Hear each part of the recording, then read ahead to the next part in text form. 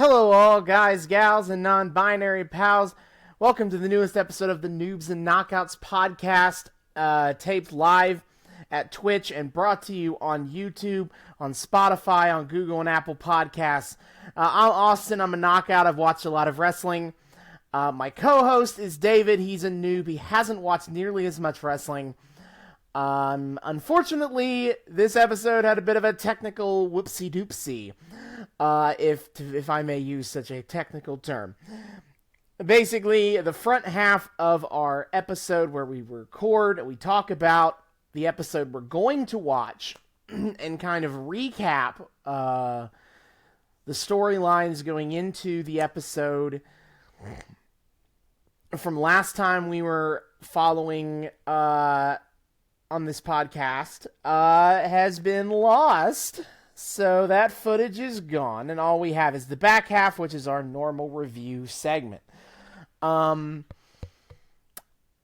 Yeah, so if you would like to know, luckily we're in the middle of the Lucha Underground storyline, so there's not actually a ton I need to really recap in that sense, is that really inform people. You can look back at episode 58 a couple of weeks back. That would be, if you would like to know what we were doing there. Basically, the big storyline coming out of that episode is that Drago had lost to Prince Puma to become in a match where if he lost, he would be kicked out of the temple forever. And he did lose, and so he has been banished from the temple.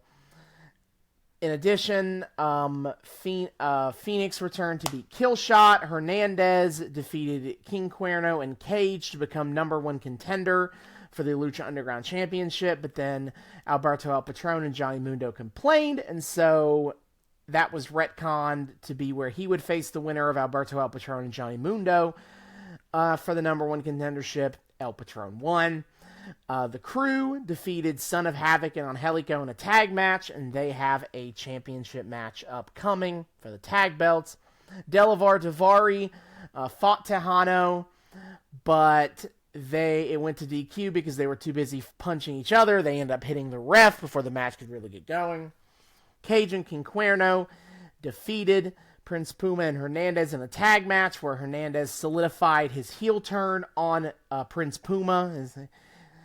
And Marty the Moth Martinez, someone I'm a big fan of. He made his debut as a fan, trying to claim he had Aztec lineage and that he wants to be a part of the fight in the temple. And Dario's like, fuck off, go away. And Catrina has returned and revived Mil Muertes. So that is a quick summer up of the storylines going into this episode. Apologies for not being able to have the original audio track of recording we did of this for this bit. If you would like to watch, this episode is about Season 1, Episode 27, and Season 1, Episode 28 of Lucha Underground. If you would like to watch those episodes, you can do so on Tubi TV. It is a streaming service. It is completely free with ads. You just need to make an account, and all 4 seasons of Lucha Underground are on there. So, then, after this message is over, David and I will be back. We'll have come back, and we'll be discussing episode 27, Ancient Medallions, and episode 28. And we are back. We have just finished Lucha Underground, Season 1, Episode 27, Ancient Medallion, and Season 1, Episode 28, Chutes and Ladders. Okay, so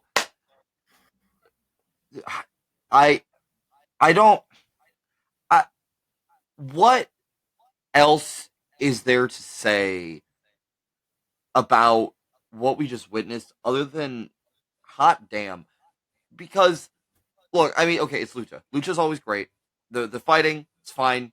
Full disclosure, my resolution was kind of ass this time around, so I didn't get really the full impact of the fighting. But none of that fucking matters. Because that's not what we're here for these 2 weeks. Oh, no, sir. Hey, guys, you know how David keeps being really goddamn psychic about things that happen on Lucha Underground? And I mentioned last week, like, it really feels like we finally got all these moving parts that are all kind of like ticking at the same time, like a little nice, all the gears going.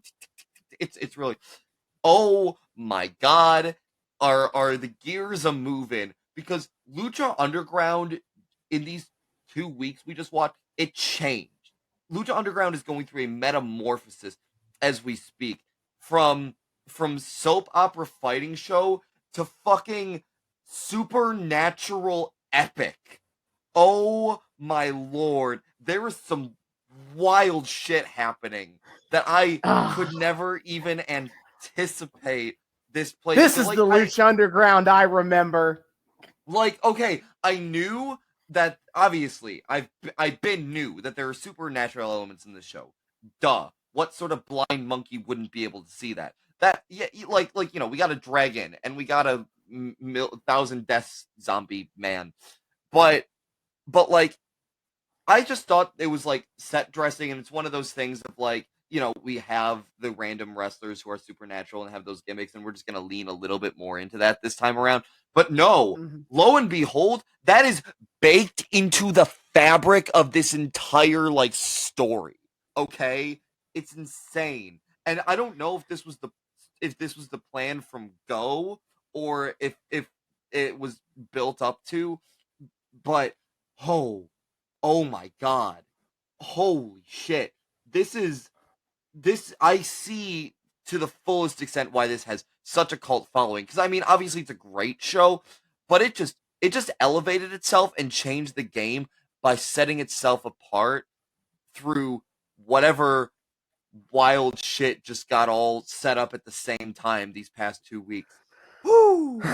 Yes, I think that's a good transition to talking about the first like promo of the episode. We get Dario in the back, and he's at the cage talking with Matanza, and how he's talking about how he spent a lot of money to get this, specifically half of Dad's fortune. Which, first of all, what happened to the other half? But also, he says half of Dad's fortune.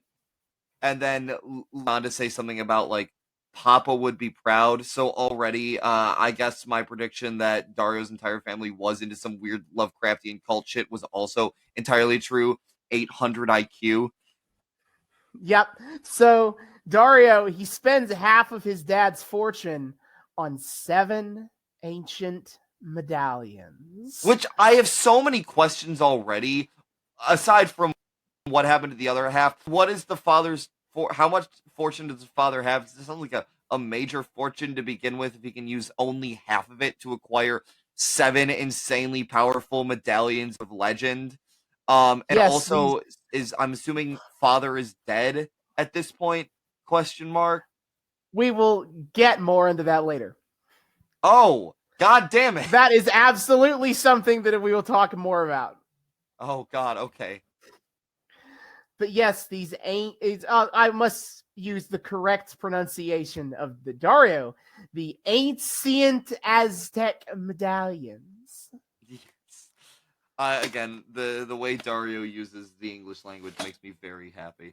Yes, and these medallions, according to him, when combined, can imbue someone with power, with immortality.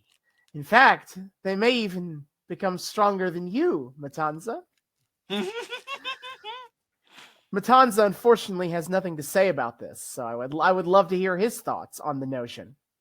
I really want it to be so that Matanza is like Luchasaurus, where he's this big, beefy, scary guy who most of the time kind of grunts, but when you actually hear him talking, he gives these like eloquent, demic monologues about philosophy or science or history or some shit. Matanza also has a master's degree in history. Wait, does Luchasaurus have a master's degree in history? Yes. Wait, what the fuck? Yeah. That's based right there. You know what? I have finally figured out my life trajectory. I'm going to get a master's degree in Shakespeare and become a professional wrestler. There we go. Boom. I got to be on Luchasaurus level. Sure. But Dario has said that he will now, he will try to recreate history. The history, the kind of battles that were fought for these medallions in the ancient times. And he even suggests that maybe he'll bring a TV in here so that Matanza can watch the carnage as well. Which, kind of a dick move that you don't, you keep your brother locked in this dungeon and you don't even have the fucking decency to give him a monitor most of the time. Like, come on. What is this dude doing to keep himself occupied? Like, that's essentially solitary confinement. That's not great. I know your brother's a big scary but come on. You can't spare a single TV. Like, goddamn, I bet this boy would love to watch some Saturday morning cartoons. Dario, be nice to your brother.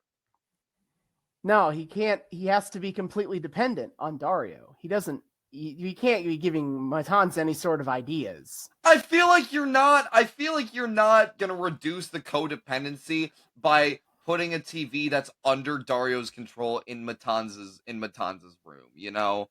You say that, but then watch how this goes down. But, oh God, yeah, it's like Dario's like, I cannot have the liberal agenda indoctrinating you. But also, I don't know, put fucking child locks on there or something. I don't know. I feel like you've just put on like Disney Channel or something that would be inoffensive enough that Matanza would just be able to a little bit of cultural enrichment so he doesn't feel quite so alone. You know? I don't know. I guess, but that is all we see of Matanza tonight. But I can assure you that I think we will be seeing him again very soon.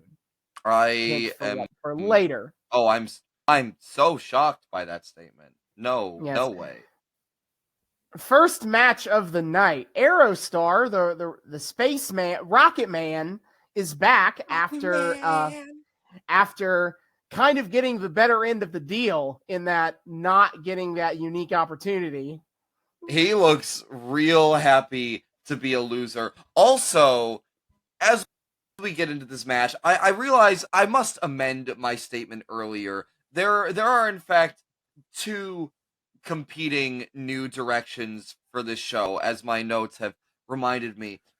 On one hand, we have the very intricate, meticulously plotted, deeply compelling, surprisingly emotionally engaging supernatural shit that is apparently way more prevalent to this story than anyone ever could have guessed. On the other hand, we have the overarching story vying for attention of Vampiro progressively losing his mind just as this show goes on. I talked last week about how dude was on a whole other level. He even ascended further than that. This time, Vamp is, I don't know if he's doing extra coke before episodes, or if his joie de vivre is just that strong, or I don't know, something. Vamp is wilding out. I have just quotes upon quotes from him tonight, opening something about, in order to communicate to the audience the idea that Drago is now gone, he says something to the effect of, he is gone, but as a dragon brother, we'll see him again someday out in Neverland. In the great Neverland. Vamp, what? I think Vamp was in Neverland when he said that. Oh boy! In his mind, he's just fucking flying there next to Drago, and he's like, Neverland is amazing. Yeah, it feels like it. Oh God.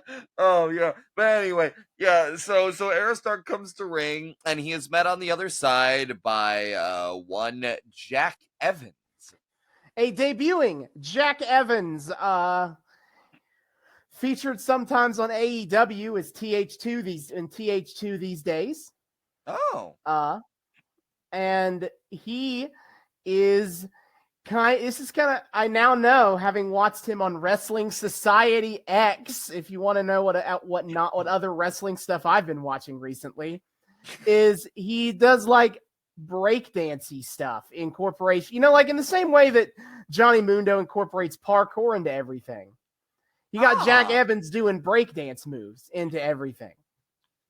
Well, that certainly scans on the level of Jack Evans' character seems to be very fixated on him getting a big kick out of cultural appropriation as a concept. So, yes, because his other thing, to make sure that you understand that he is an unlikable douchebag, is that he, a white boy from Parkside? Parks, Washington? From the state of Washington is the point. Yes. He is yelling at the crowd the entire match that he is the greatest luchador. And in fact, he invented Lucha Libre. Did Lucha Libre! What a shit! Yeah, that's one to build nuclear tier heat with a crowd. Now, he is a delusional jackass to the extreme, and you're going to love this guy. I can tell. It's really funny because the crowd hates this guy. Again, it is hard to get this crowd to dislike anybody. This crowd is not a fan of this man. Oh no. Mm-hmm. No. They are booing hard. But even then, these bloodthirsty fucks can't help but still get pretty excited when someone's there doing damage. And man, they betray their values real quick once Evans starts doing some damage to Aerostar. They're like, oh wait, Jack Evans gets a ton of time to show off his skills. He does. I'm surprised he didn't get put over for his debut. That seems like I can imagine the only reasoning was this guy already has like so much heat that if he won his debut match, the temple might just burn to the ground. Yeah, that would be bad. But yeah, it's a lot of it. These are two of the flippier dudes, pure flippy dudes in Lucha Underground. So yeah, the match goes how you think it would in that regard. Yeah. Shouts out to. Go for it. I was going to give a shouts out to Jack Evans doing a top rope doing a moonsault off of the guardrail, which is elevated above the side, above ringside. If you didn't know, God. That was wild. Nuts. No, I was going to give shouts out to even more batshit quotes from commentary during this match. Stryker is once again having his way with the English language. And oh boy, does he have his way with the English language.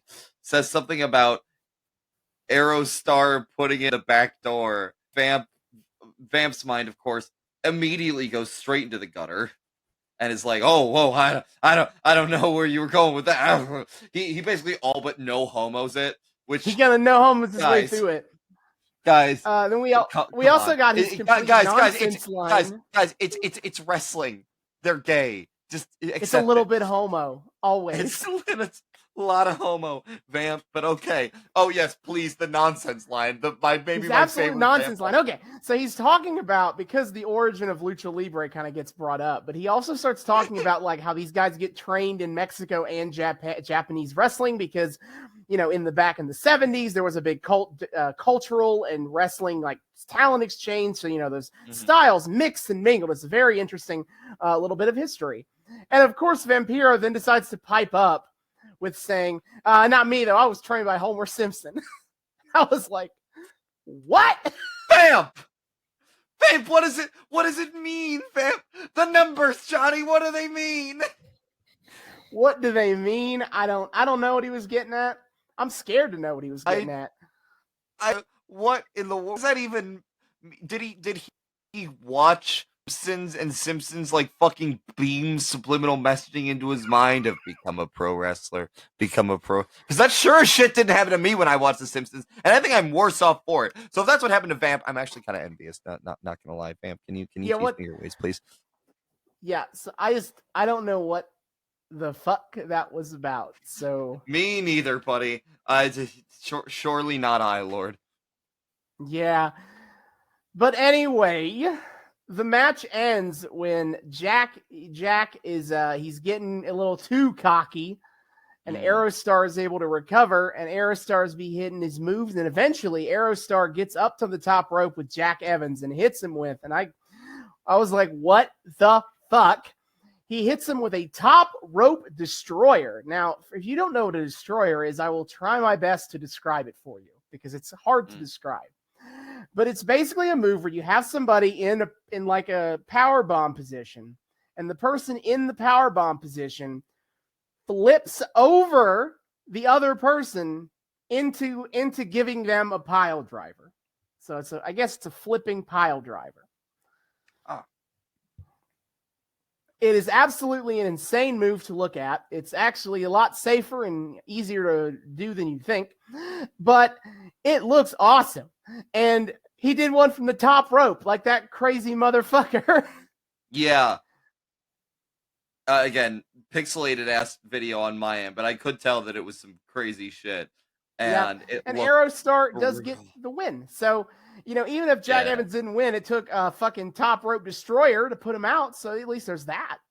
Yeah, the power levels are still getting built. Yep. Aerostar does win. And then after that, we go back to the locker room where Big Rick is counting his money. True. And his cousin, the Mac, shows up. And he's like, hey, cuz, what's up? You want to... And Big Rick's over here. Might as well call this motherfucker Swamp Thing because he's all about the green. Hey.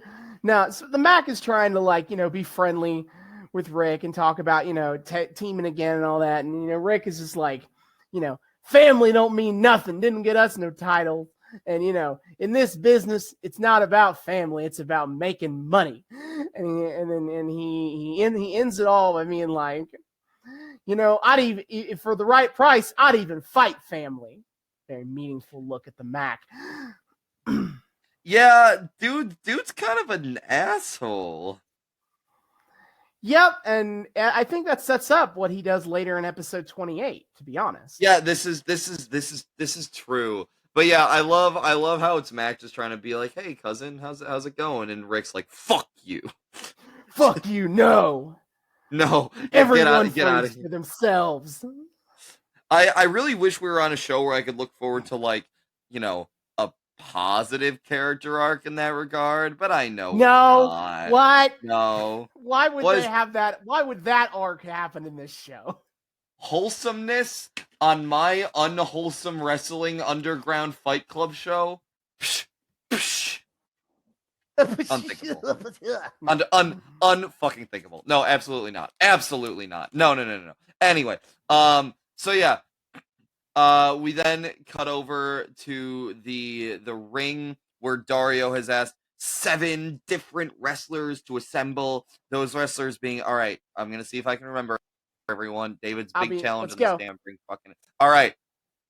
In no particular order, those wrestlers being Phoenix, Pentagon Jr., Killshot, Mac, Sexy Star, let me think. Cage, and Hunter Boy. Yeah. Cuerno. Jesus, thank you. The good job. There. Yay, David did these assembled groups, 7 for these 7 wrestlers have been assembled, and Dario then gives the in-ring explanation to the live audience about the medallions because it's important that they also understand all this shit. Indeed. No. And he says that these medallions have the power to grant immortality, and they each one represents one of the ancient Aztec tribes. So there's the Puma. There's the Puma one. I think right now all we know is the Puma and the Moth tribe. Wait, yeah, pretty sure that's all the ones. There's actually a fucking Moth tribe that's not a meme, and the Marty shit plays into that. Are you kidding me? There is a Moth tribe. That's a bit of a spoilers for later, but yes, there is actually the Moth tribe. Oh my Christ. Anyway, we Ridiculous. are in a 7-way match for the medallion. Yes. And shouts out to getting Rick Knox in there, the worst enforcer of rules, which is very fitting for a 7-person chaos match. Yep. He is kind We're of all about the perfect meta cohesion here on Lucha Underground. Rick Knox, his entire career has been absolutely phenomenal. He's a phenomenal referee, like out of kayfabe stuff. He's a great referee for matches that are just big chaotic fuckfests that somebody needs to be able to like keep in order. He's great for that. But so that's why he gets pulled into sucks at enforcing the rules. He does. He's a terrible referee in kayfabe for that. I love how that's a consistent character for him, like across iterations. Yeah, he's known for that. He's known for being like the big PWG fuckfest ref. That's how the Young Bucks met him and know him. That rules. Oh my god, I fucking love that. Anyway, yeah. So that match is declared, and a fest it does become, not in the literal sense, but in the chaos sense. Yeah, it's hard to necessarily have a lot of notes or remember a lot of things that went down in this match because but I will say the general note is that like they did a really good job of pairing off with each other for a lot of kind of consistent threads and also playing off of past story threads because like if you notice those names, there's a lot of history and a lot of names there. As Killshot and Matt teaming up in the trios tournament. Phoenix and Pentagon are ex-rivals. Pentagon and Sexy Star are still kind of rivals. You know, Cage and Cuerno were teammates. Cuerno, I think that's about it. There's like a lot of everyone. History. Yeah, there's a lot of history between a lot of the wrestlers in this match, and they do a good job to play off of that.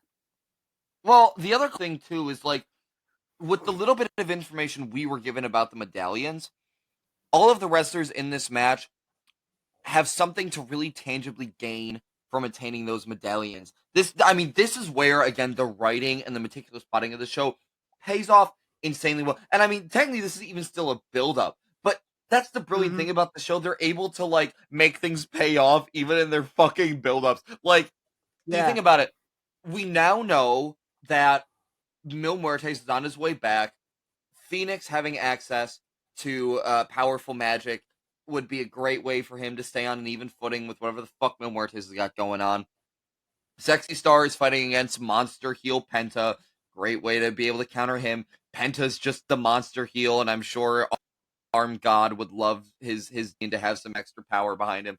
Cage being the big boy who wants to kill everything, and I'm sure he wants to get that fucking title belt. Would love to get it. Mac is kind of the one with the least to do. I guess maybe be ready to go up against Big Rick at some point. Sure, whatever. He's just kind of here. Killshot's the new guy. Having that kind of power would be an insane boon to kind of boost him up onto the level of everyone else. And Cuerno, I don't fucking know. Cuerno's the hunter. It's another weapon in his arsenal. Sure, like it's not perfect all around for like everyone having like these super, but for the most part, like there's some really great selections for this match, and with the little bit of information they give us at the beginning of what these medallions do, we can see how some of them would be really greatly helped by having the power of these medallions on their side.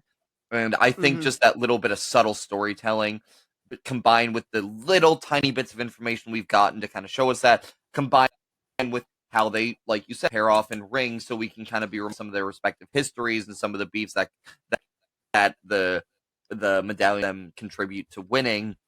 I'm God. It makes this match all the more compelling. It's incredible.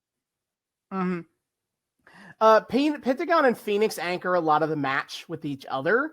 Yeah. Which makes sense. Yeah. They have an insane amount of in-ring chemistry with each other. Crazy to know that. Someone should really do something with that. Man, yeah. They be in this ring like, man, what are we? Some kind of lucha bros? Hey. But you know, Cage gets his opportunities to kind of be the big Haas monster who takes out everybody. Sexy Star mostly kind of fits in with a lot of hope spots.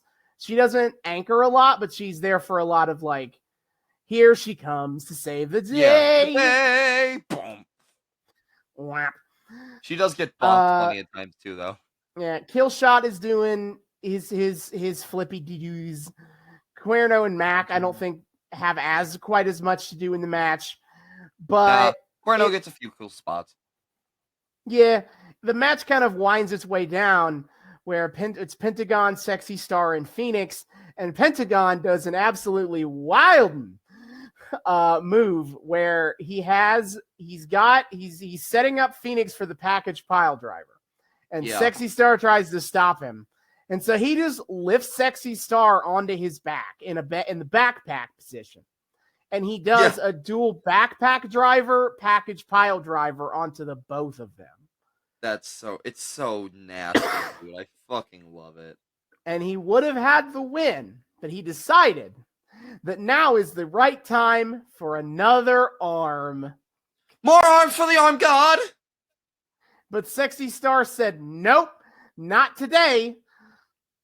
Not today, he is able to push her away, but that also gives Phoenix time to recover. Phoenix gets back up and hits him with a poison Hurricane Rana, and then the standing moonsault for the 1, the 2, the 3. Phoenix is the possessor of the first medallion. Yes, super dope. I also want to shout out a couple more things here. I fucking love how Phoenix and Penta get a great simultaneous move against, I think, Mac and Killshot. They very great precursor to their Lucha Bro days. Oh yeah, they the tag team moves on Killshot and Mac. Yeah. But then Penta takes down Phoenix right afterward. So it's Lucha Bro and then Penta going, no, fuck you, to Phenix. I got a huge kick out of that as someone with future sight. Also, shout out to another great vamp line of Mac just left an impression with his boot on somebody's face. Thank you, fam. Thank you, fam. Yep. Very, very insightful commentary. We now move on to Dario being in his office with our tag team champions, Fun and Dysfunctional. Yes. And Dario makes it clear that they will be defending their tag team championships again against the Crew. And again. Ivelisse, her foot is broken, but she's like, I don't need 2 feet. All I need is 2 hands. And Dario comes in with a line of, well, you will also need 2 feet to win this match. Because it's a ladder match. Fuck you.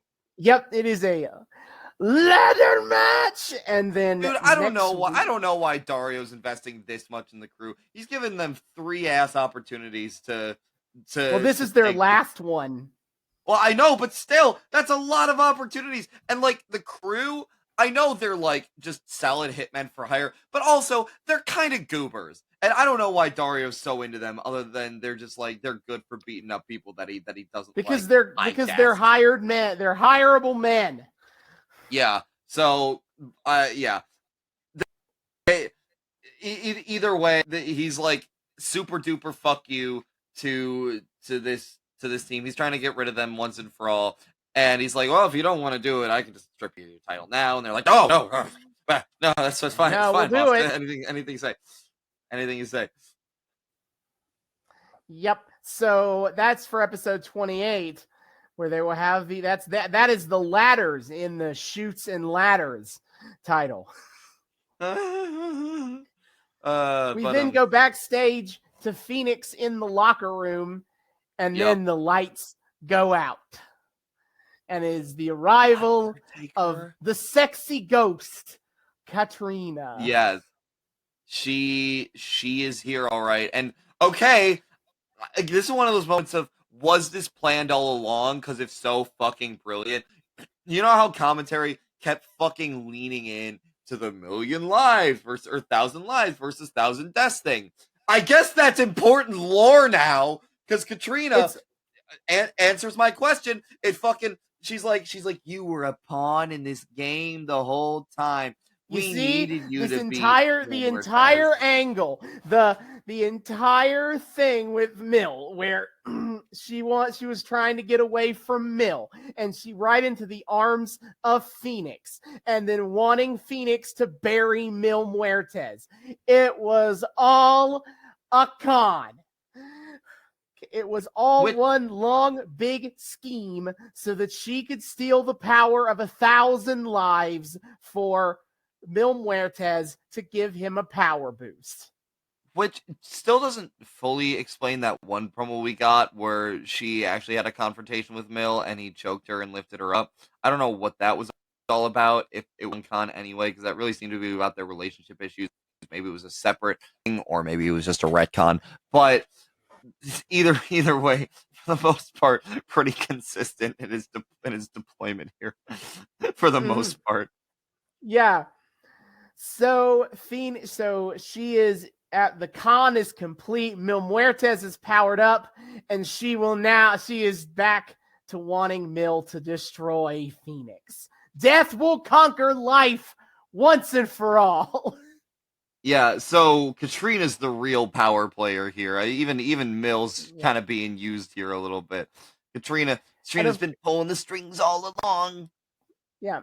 And of course, she's leaning in real close, as she sensually does.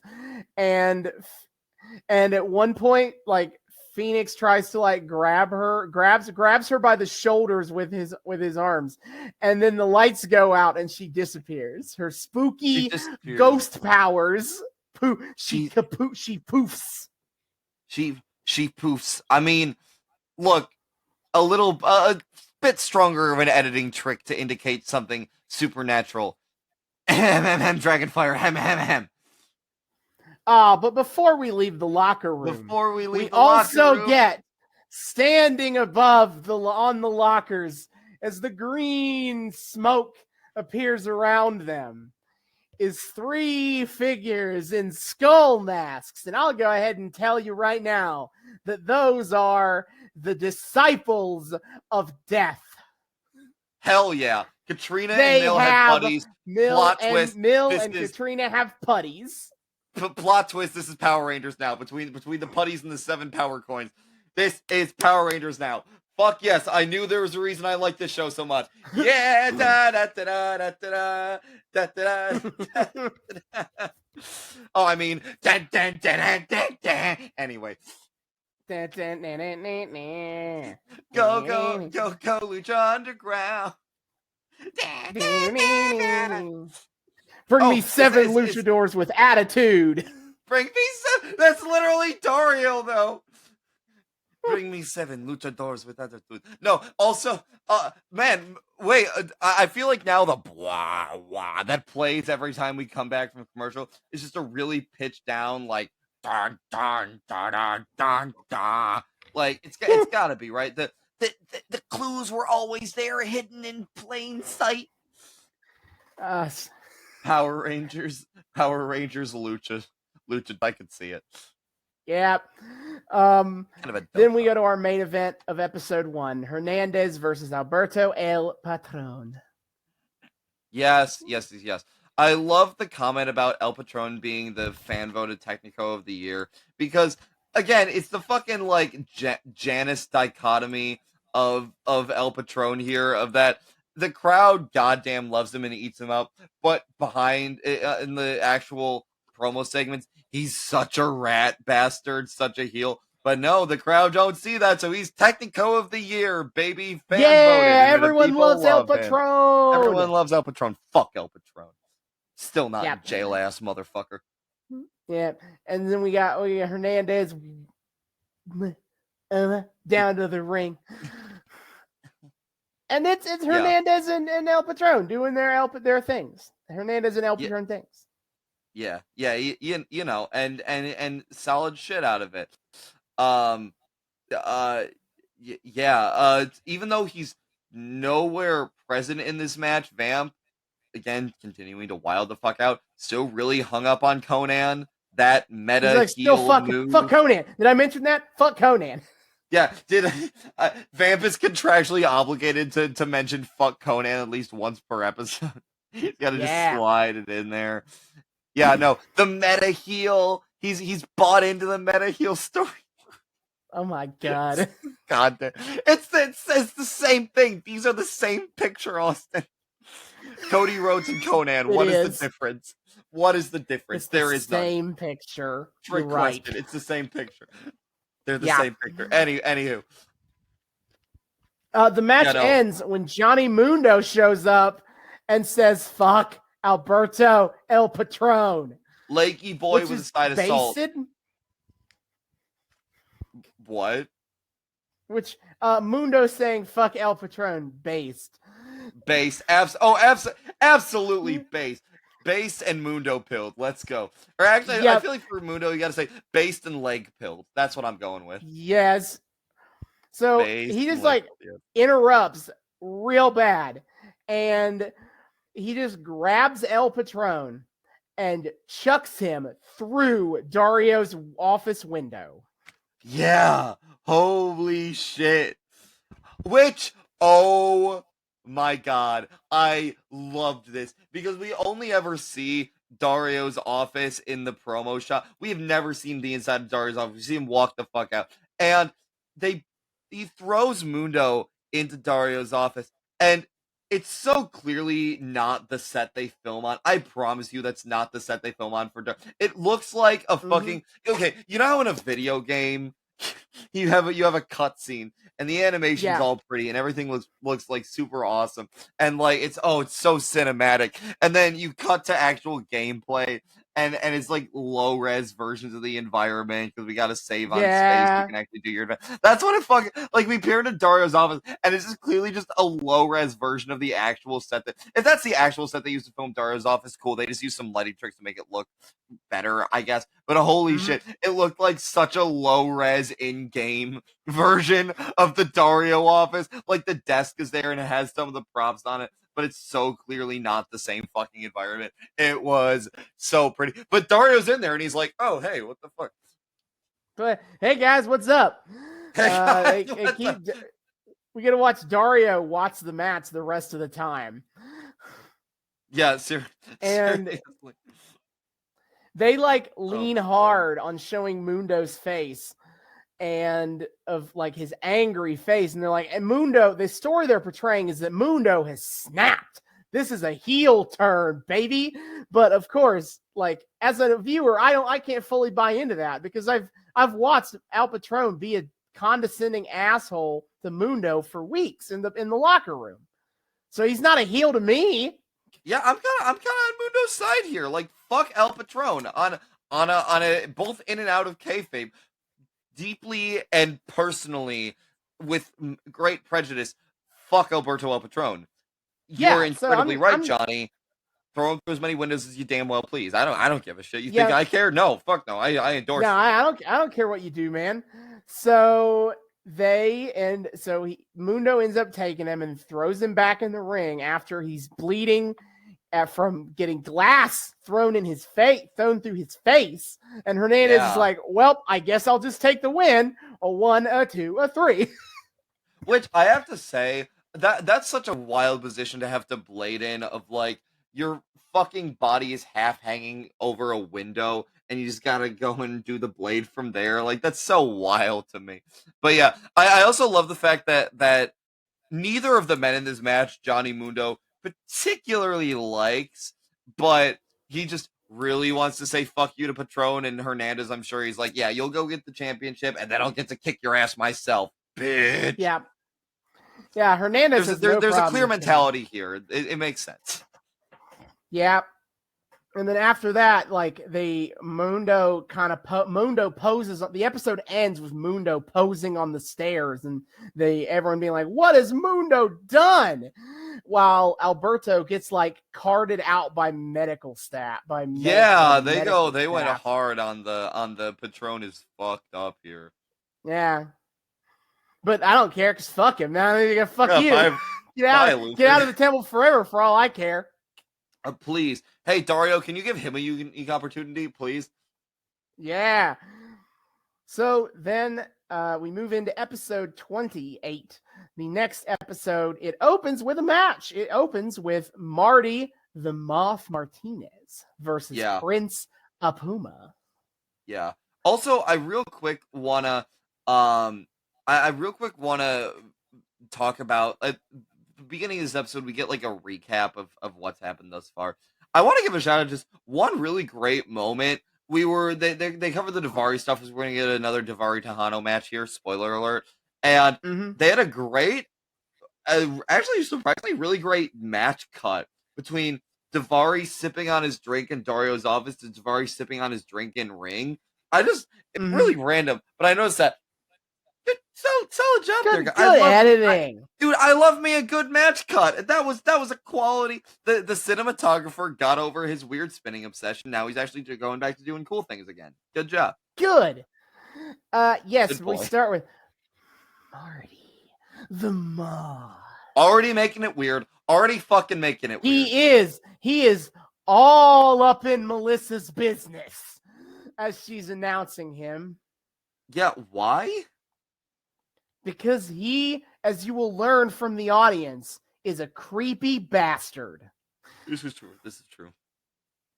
That he is all up in her shit. He is about this close to sniffing her hair. He might already be doing that from the distance. And he's flapping his wings like a moth. As moths famously do, up and down with a lot of undulation. Yes.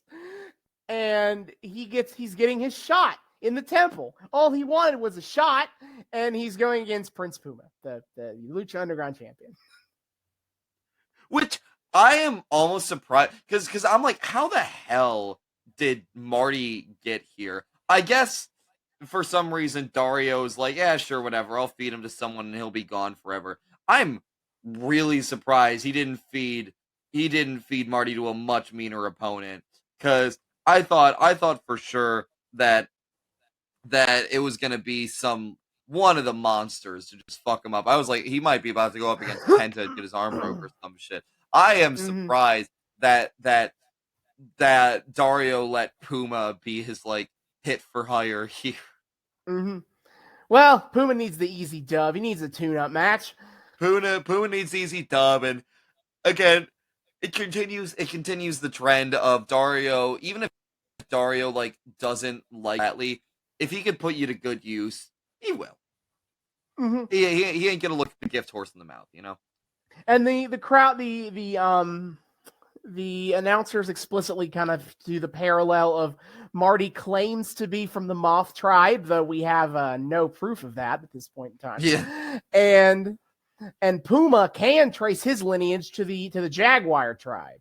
So, dude, there's gonna be some like Mintberry ass crunch reveal where they keep like pretending that Marty's just some dumb fuck, but then it's some dude's gonna show up and he's gonna like select Marty the absolute fucking goober moth to be the great chosen one to unite the 7 tribes, and he actually has superpowers and all that shit. It's gonna be some Mintberry crunch ass reveal like that. It's gonna be hysterical. Mintberry crunch, half mint, half berry. Yeah, just like Marty. He's half Marty, half moth. Yeah, half Marty, half moth. The numbers don't lie. Half Marty, half moth, half Martinez. Half Marty. 33 to third's chance of being a moth. Yep. So the match is fine. They kind of use the fact that Prince Puma does not take him seriously even a little bit. Neither does Conan, as an excuse to let Marty get some hits in, kind of show off what he can do. And he's kind of a bigger boy. He's not like Cage big. He's like Willie Mack big. Yeah. So he can do some big strikes and some power moves, but he's still essentially a fan and a rookie. And that ends up being his downfall as he tries to go to the top rope and he starts flapping the wings. And he goes for a moonsault and he misses. And then Puma's like, I'm gonna hit all my moves and win. Goodbye. Which damn, I just keep fucking shouting out announcement tonight. But two things I gotta point out. One, in the previous episode, announcement was talking about like, oh, we here in Lucha Underground like to pride ourselves in the fact that in most other wrestling companies, you'll see wrestlers have their signature moves and that's how they end matches. But oh no, here in Lucha Underground, we got wrestlers who wide range of abilities. They're all very technical wrestlers. They can end you with top rope attacks. They can end you with submissions. They can end you with any move they got. They don't need no filthy finisher. Fucking Puma in this match immediately goes to end this move with his signature finisher. It's like, okay, cool, thanks for that. He hits him with the 630 splash that he wins every match with. Oh, but no, we don't have no filthy finisher moves around these parts, no sir. Also, gotta really shout out that Vamp points out for some reason that we got a dude from Metallica in the crowd, just like we did last week. Robert Trujillo, the bassist for Metallica. The bassist for Metallica is here, and he makes a comment about dude from Metallica is here 2 weeks in a row. Actually, we got a lot of repeat offenders here tonight. It's like, damn, it's almost like we're filming multiple episodes on the same night. Shut up, Vamp. Shut your mouth. yeah. Striker just goes to be like, hey, fuck it up for us. All right. Bro, it's supposed to be live every week, Vamp. Yeah, just casually lampshading the fact that we have a majority of the same goddamn audience. That's a great, really smart move on your part, Vamp. Great. Yep. Oh my god. Then after the match, Hernandez shows up to flex and be annoying, and so Conan gets the mic and he's talking shit to him. The line I remember most is he's like, "Hey, you think you're hard? You make sheep look dangerous." And then Conan does the stupid thing that baby faces like to do, where he's like, "You want a piece of Prince Puma? Well, he'll give it to you right here tonight." And Puma lays the belt on the ground and puts the challenge to Hernandez to have the match for the Lucha Underground Championship right now, which is stupid. You just wrestled. Yeah, I know. And even fucking stupider, Hernandez declines. Hernandez does the heel thing of like, I actually won't wrestle like you want, like you people want me to do, so I would decline because I am a coward. And it's like, this is you get the easy shot. The easiest dub in the world, you dipshit. Just take it. Oh my god. Wrestlers taking stupid pills, even on the most brilliantly falling into plotted wrestling shows. Tropes here. Even on the most brilliantly plotted wrestling tropes, we can't help but resist force some stupid pills down our our wrestlers' mouths when it's convenient for the plot. Brutal. But that match will be coming up in the near future. Hernandez and Puma. Also, one more thing that I noticed early on in this episode, shout out to them boarding up Dario's office window. They haven't fixed the window. They have instead just put wooden boards on it over it. Dario, who apparently has access to a vast goddamn fortune via his father. Not paying for that, fixing that window though. Can't afford some basic ass carpentry for his underground fight club. He's somehow trying to get an insurance claim. But that's going to be difficult because of the illegal fight club thing. That's what he's going for. He's like, he's filling out the insurance form, and he's like, I'm not quite sure I thought this one through.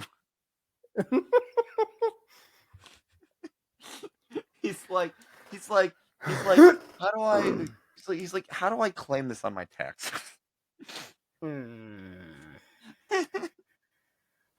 Oh god. But now we get a sit-down interview with Vampiro interviewing Johnny Mundo. I need to interject here and put interview in very heavy quotation marks because I personally believe it metamorphized a little bit from an interview. But please lay the foundation and I will then lay forth my premise. Right.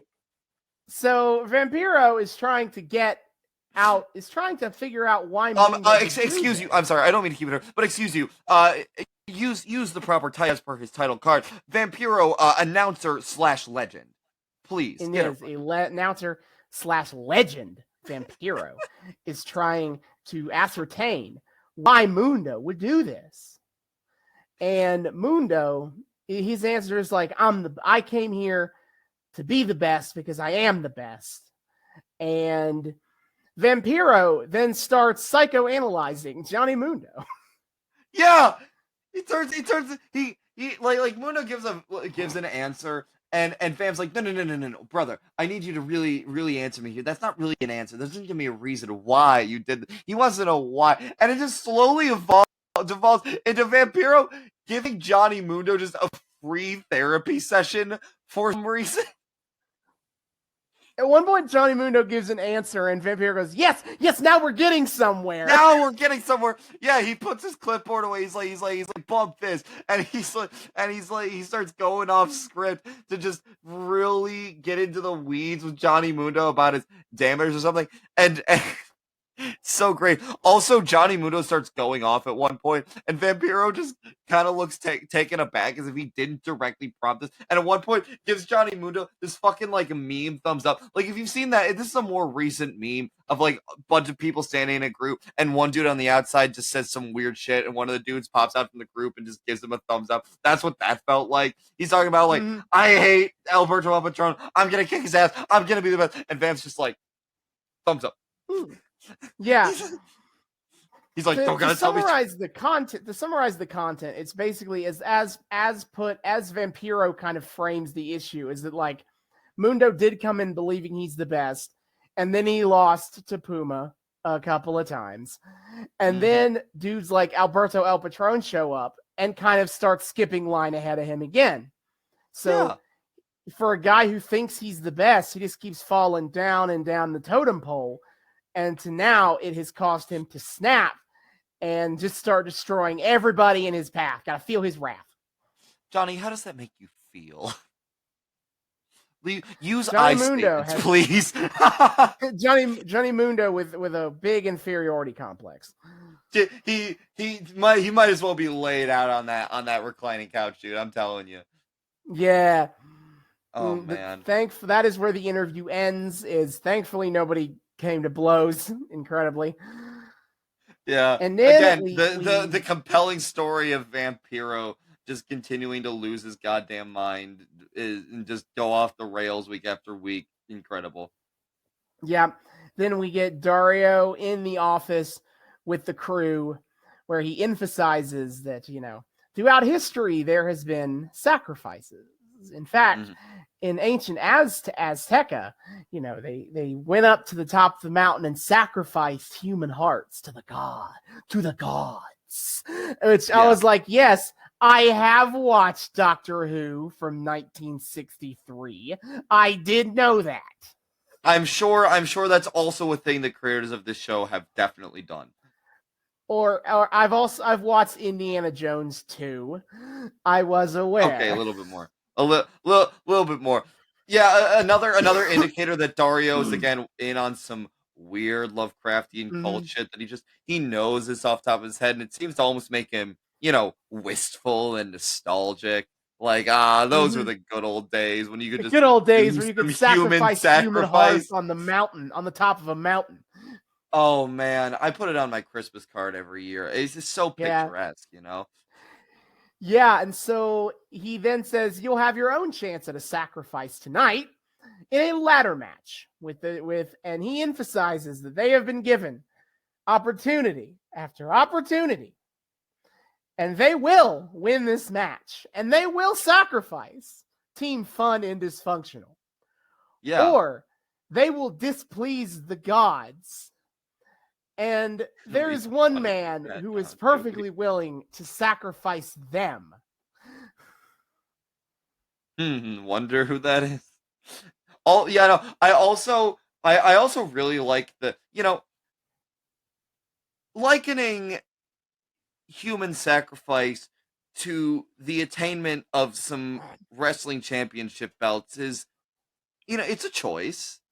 I don't no, it's it doesn't necessarily feel like a coherent choice. It feels like it feels like the choice of like that one friend, with that one hobby who just keeps finding ways to just slide that hobby back into conversation, no matter how little it has to do with it. It kind of feels like that. Dario just really wanted to talk about human sacrifice that day, and it just so he just found a way by comparing it to getting a set of title belts in a wrestling competition. Yeah. Good job. But to my knowledge, this is the first time he started talking about the gods.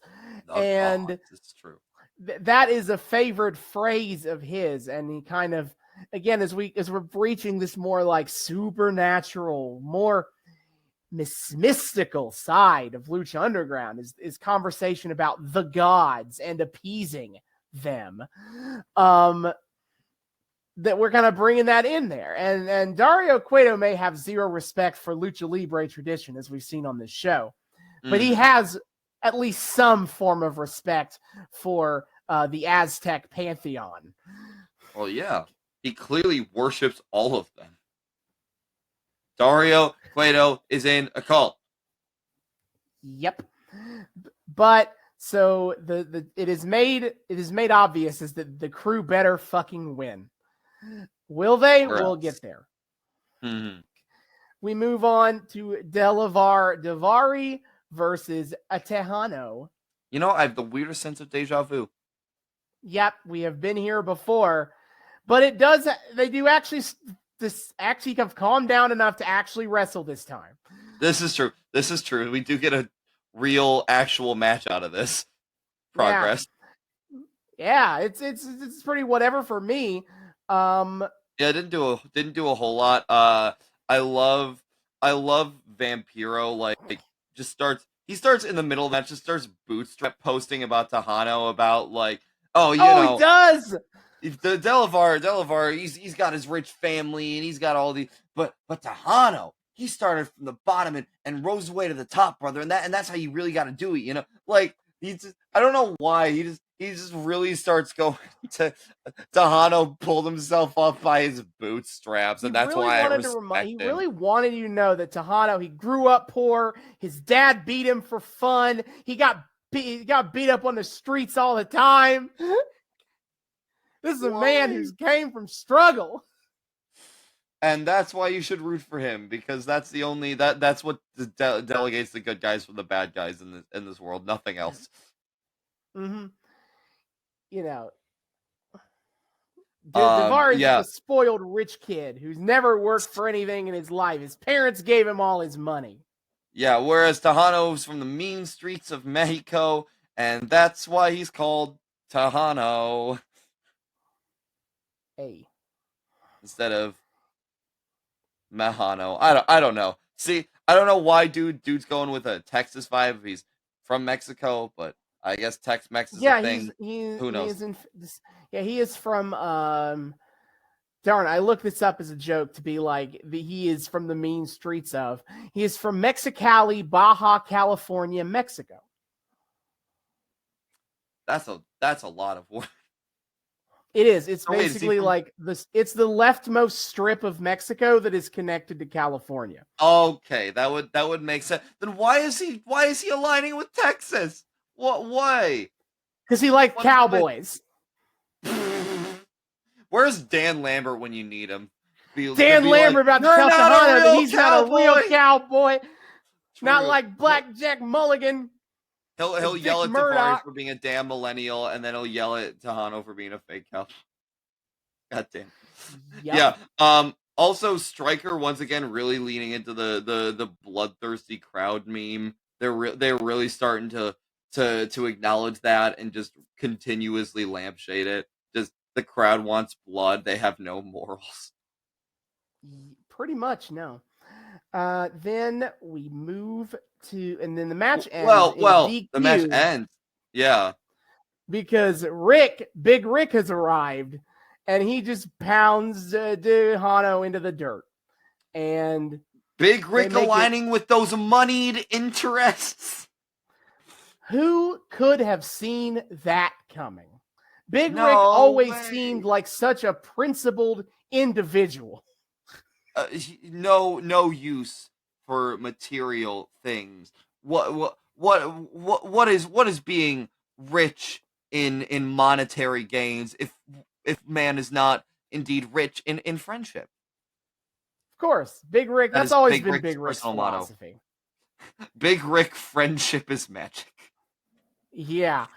Anyway, Devarius hired Rick to be his bodyguard. I don't know what I expected, really. And I'm here for they it. kind of just keep putting the boots to Tejano.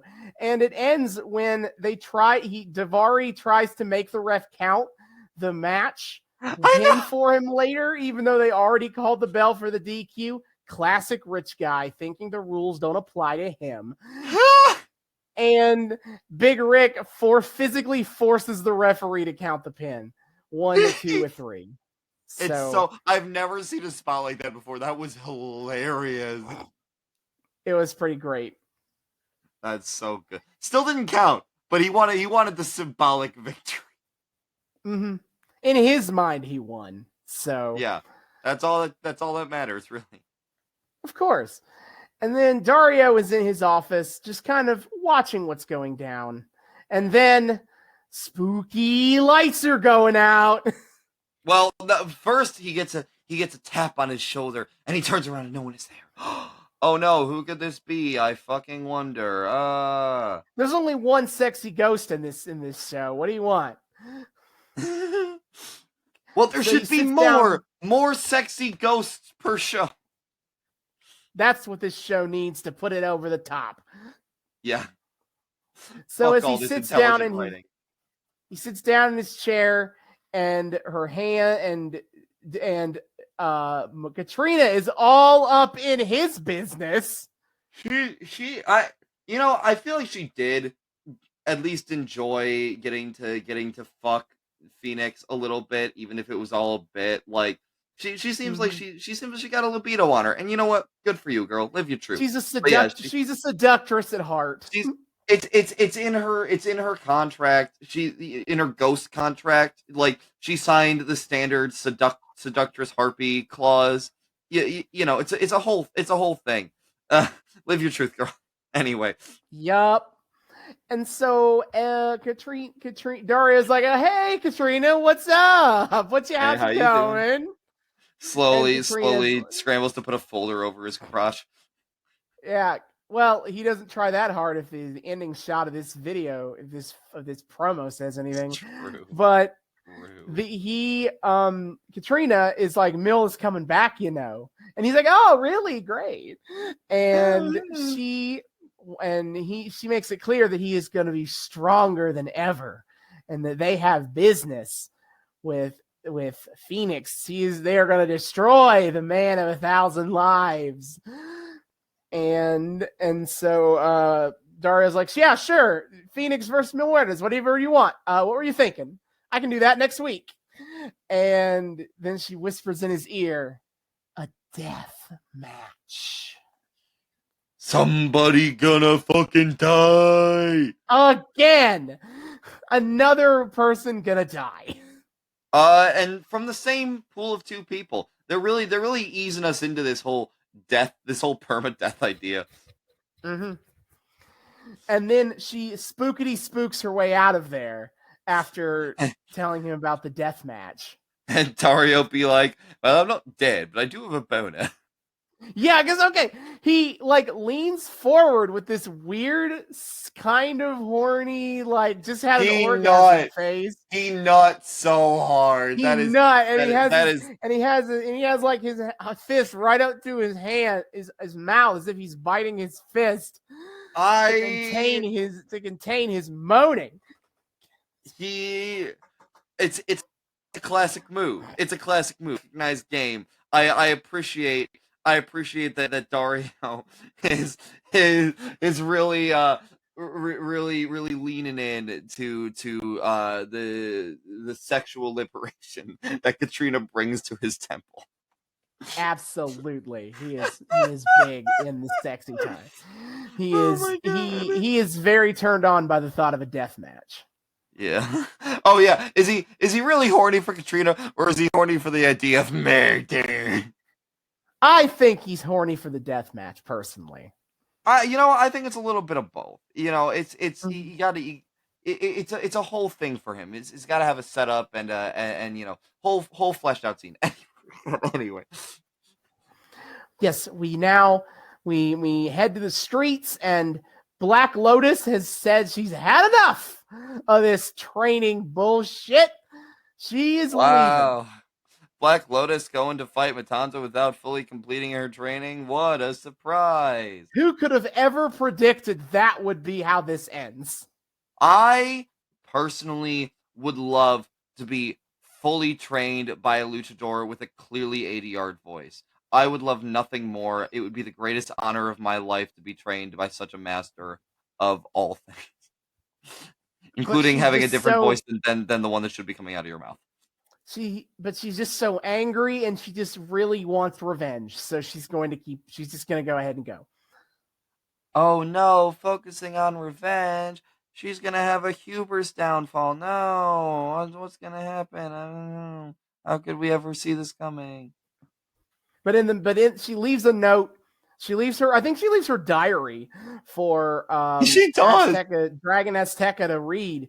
And then in the doorway where Dragon Azteca is reading is a man is in the shadows, and he's like, if you don't want her to die, comes in the shadows, you're gonna need my help. And it's Chavo Guerrero. He is back. Yeah, Chavo's here, and he and Dragon Azteca sit down and have what essentially amounts to I scratch my back, or I scratch your back, you scratch mine. And you know what I'm saying? Yeah. Sort of conversation. Yeah, so Chavo tells the tale that basically the Guerrero family are liars and cheaters, and they also steal. If Eddie Guerrero's catchphrase was accurate, basically in Mexico, the Guerreros are a bunch of dirtbags that nobody likes and nobody trusts, and they owe money to everybody. So the in-story Chavo Guerrero is kind of like very intermittent when he shows up in Lucha Underground. He never has that. He never has a really long-term presence on the show because of other stuff he has going on in his career. But so the story explanation for why he's never around is because he is always on the run from basically all of Mexico. Wants his hide. He is Mexico's most wanted. True. Yeah, he and Dragon Azteca rightly calls him out on this, and he's like, you guys are kind of douchebags. And Chavo's like, yeah. I know. But have you considered that I can protect Black Lotus? And so he puts forth the idea of, if you use your clout in Mexico to get people off my back, then I will protect Black Lotus. And Dragon Azteca agrees. He's running just like a low-res extortion scheme, basically, I guess. Mm-hmm. Yeah, Azteca is desperate and agrees that he will get Chavo's debts cleared if he can protect her from Matanza. And Chavo's like, oh yeah, I will treat her like familia, which, considering this entire conversation, does not hold as much weight as I think Chavo thinks it does. No, probably not. If the word familia gets thrown around a lot these days, and I would not be surprised if Chavo Guerrero's using it, slightly disingenuously, but it gets the job done. Why not? Yeah. So then we get our main event of the evening, the last chance for the crew, as they are in a ladder match against Ivelisse, Son of Havoc, and Angelico, the fun and dysfunctional, in a trios ladder match.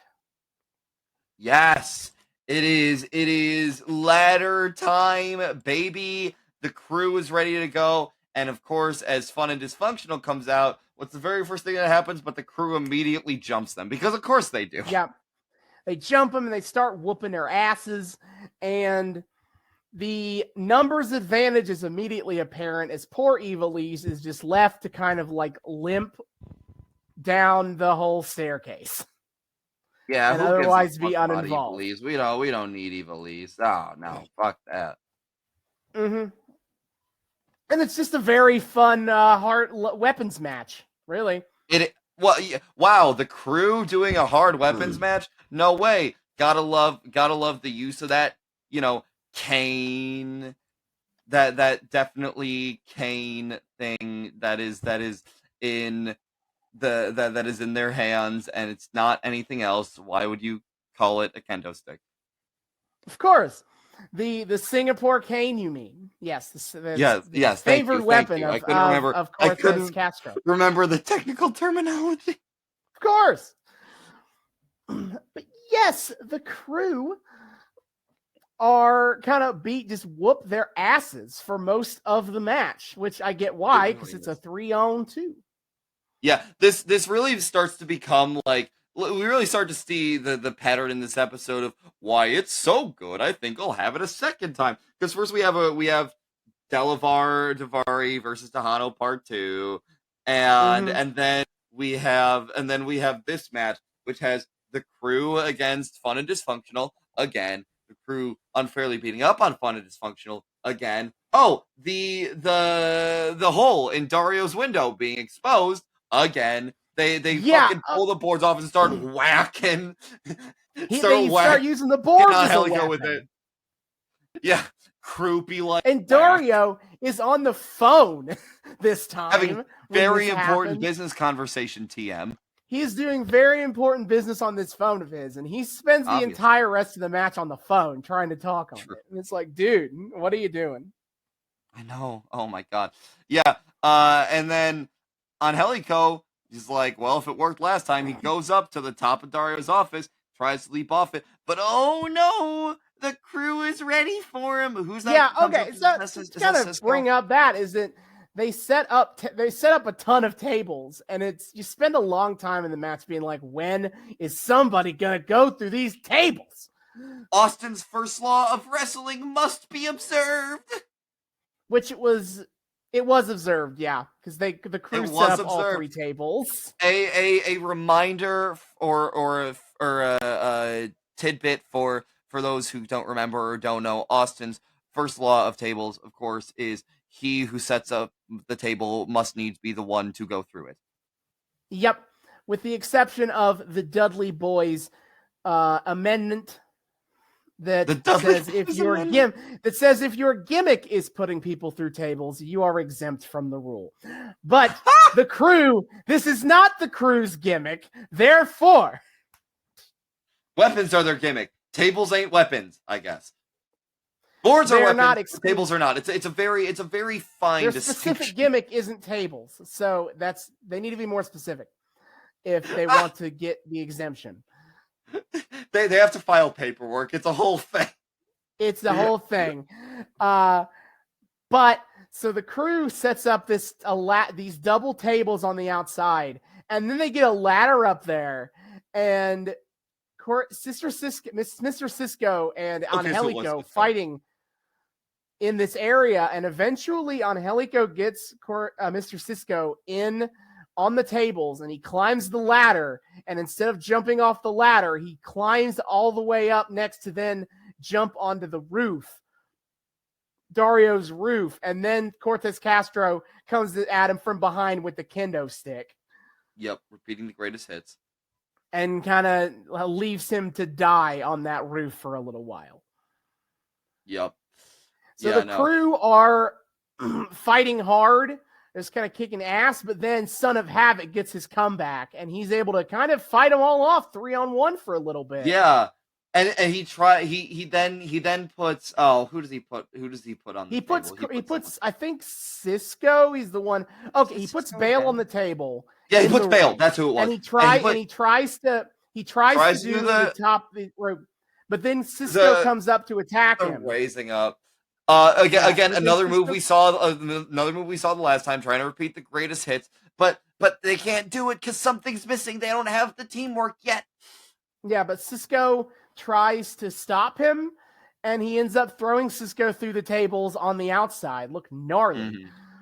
And then he does the double stomp to bail. No, he doesn't do the double stomp. He does his shooting star press, except he undershoots it really badly. So like imagine it like you're a shooting star press, you're flipping your body in a full rotation. Mm-hmm. His head and neck are the only things that make contact with the table and bail. So the table doesn't break, and he kind of just knocks his head on the table. It was like gnarly. But Bale is down-ish.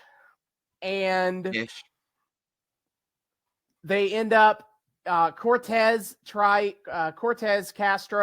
tries to climb the ladder in the ring. Everybody's down. This is his moment. And Angelico gets up and jumps off the roof and drop kicks Cortez off the ladder. Yes. Absolutely insane. Yup. He hits the move after all, baby, and it's just as crazy the second time. Oh my god, that's such But an then insane move. literally everyone is down. And here comes forgotten Ivelisse. You can't forget about Ivelisse. On one leg. She's hopping, and she gets in the ring, and she gets up the ladder. She is literally climbing this ladder in a cast. I know, insane. As I noted, good guy on Angelico, he subtly moves his body to hold on to the bottom of the ladder from the other side to help stabilize the ladder while she's climbing up. It's so dope. Mr. Cisco finally recovers from the tables, and he's climbing. He's trying to fight, but she is like smacking him in the head and punching his hands away, trying to get him to fall. And she's reaching, and she just barely gets the trios titles, and they've done it again. I know. Ivelisse, Son of Havoc, and Angelico retain the titles again. Oh my god. The everybody taking Ivelisse for granted, forgetting about her, only for her to come back. Like, that's such a great little way for them to get the win this time. Last time it was them learning to do teamwork on a whole. This time it's never count anyone out. I just love the little Saturday morning cartoon lessons that are being sprinkled into fun and dysfunctional wins here. Yep. But so the tag champs have retained. The crew have failed again. And a sacrifice will be needed, I think. Uh-oh. Bum, bum, ba-dum. But that is for next time. The episode ends there. And just once again, another fantastic episode, 2 episodes of Lucha Underground. Yeah, and again, oh my god, this plot, this overarching story just got 10 times more nuts, and I cannot wait to see where it goes from here. Holy shit. Like, the supernatural elements in this show that I know so well are all kind of coming together now. You got the medallions, you got Catrina, the ghost lady, with the powered up Mil Muertes. We're getting little bits and more of Matanza. And it's all been built up to so well. That's the crazy thing. It all kind of snuck up on you, and now it's all kind of pushing in at once, and it's incredible, to say the absolute very least. I am in awe. I can't wait to see where this goes from here. Oh my god, it's so cool. Gonna be sweet. But that is for another time. Next time on this podcast, oh boy. Okay. Time for David to threaten to quit this show once again. Because 3rd time's the charm, motherfucker. Man, if it ain't happening this time, I don't know when it will, to be honest. Yeah. Because we return to October of 2002. The accusation about that Kane murdered Katie Vick has been laid. And now it is time for a little bit of investigative digging. And so we will dig deeper into the accusations of murder and other improprieties, let's call it like that, by Triple H. And who boy, this is the moment that we've been building to when I picked this storyline to do on this podcast. So, God, yeah. The first two episodes had me losing my mind, and they're not even supposed to be the moment that actually pisses me off. That was just the build up. I can't wait. I can't wait to just hate everything next week. But that's for next week and next time. David, you can go ahead and hit our plugs so we can get out of here. Yes, sir. All right, my dear friends, thank you so much for once again joining us for another fantastic installment of the Noobs and Knockouts Podcast. Thank you so much for joining us. If you are a returning listener, viewer, what have you, thank you so much for once again welcoming us back into your eardrums, your eyeballs, whatever. We are so happy to have you here. If you are a first-time listener, thank you so much for joining us. We here at the Noobs and Knockouts Podcast like to think we are friendly to both noobs and knockouts alike. So, whether you are brand new to the wild, wacky world of wrestling or you're a seasoned veteran, we hope you feel like you belong here. We hope you feel welcome here. We hope it all feels nice and fun and accessible. If you had a great time with us for your first time and would like to continue to join us and you're not entirely sure how to do so, well, not to worry, my friends. I have you covered. First of all, you can find us on YouTube. We are the Noobs and Knockouts Podcast on YouTube. Hit subscribe, ring that bell, make sure it turns on its little solid color so you get notifications every single time we drop a new episode.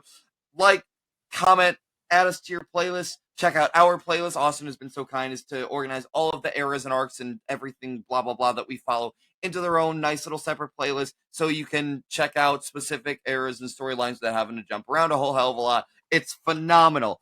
Also, of course, it is the visual experience for some of our more recent episodes. You can see our beautiful faces, our beautiful new layout. Check us out there and see all of our wonderful gesticulating and all of the wonderful sight gags that the audio only plebs. You can watch me flap my wings like a moth. Like a moth, yeah. The audio only people won't get that part, but you will. Doesn't that make you feel cool? It makes me feel cool. Check it out there. Find us on YouTube, Noobs and Knockouts Podcast. We are also, of course, for the audio only listeners. I promise we love you too. I'm just making a joke, I swear. You can find us on 3 of the best places to find your podcast, which are Spotify, Google, and Apple Podcasts. Check us out there. Give us those nice 5-star ratings. Leave us a nice little review. Download us. Just generally give us a listen. Let other people know these guys are pretty cool. We think you should listen to more. I don't know. That's just me. I'm just saying. Check us all out there. Especially Spotify just recently added that rating feature. Be sure to pop a please nice little 5-star rating on our show if you can. If you are so inclined. Also, of course, is our social media, kind of our 3 main places. First of all, of course, there is our Twitter at Noobs and Knox Pod. That's Noobs, the letter N, Knox Pod on Twitter. Check us out there. We drop dank memes. We engage with the broader wrestling fandom and discourse. We post every single time we drop a new episode so you guys know what the hell is going on. And, of course, the highlight of our Twitter is weekly wrestling live tweeting. My friend, what is on the docket coming up? Of course, as usual, normally every Wednesday night at 8 p.m. Eastern at TBS is AEW Dynamite. Me and David both regularly watch that live. Right now, I am not available to be doing that, but David, if he is, he will be the one taking over for live tweeting for the next couple of weeks. But that is normally what is on our schedule there for that. And then we I live tweet every single AEW, WWE, and Impact Wrestling pay-per-view upcoming on that. Upcoming, we have AEW Revolution on March 6th. Right now, we don't have a lot of official matches. We only have actually, I can't really say anything official because David hasn't watched Dynamite yet this week. Oh, so true. Thank you. I can't say a whole lot actually, but the card is shaping up, and there's a few more matches that are going to end up being announced as the next couple of weeks. So keep an eye on that. Then for WWE, technically, what is next is Elimination Chamber, except that's one of their Saudi Arabia blood money shows. Oh, fuck yourself! Fuck them. I'm not watching them. Instead, the WWE's next pay-per-view is WrestleMania 38 on April 2nd and April 3rd. That's exciting. Stone Cold Steve Austin might be wrestling. That's what the possibility? Fuck? What? What? I said what? You gotta wrestle? What? WrestleMania 38. Yes, we already know. Confirmed. Roman Reigns versus Brock Lesnar, Charlotte Flair versus Ronda Rousey, and Becky Lynch versus somebody. Please, God, let it be Bianca Belair.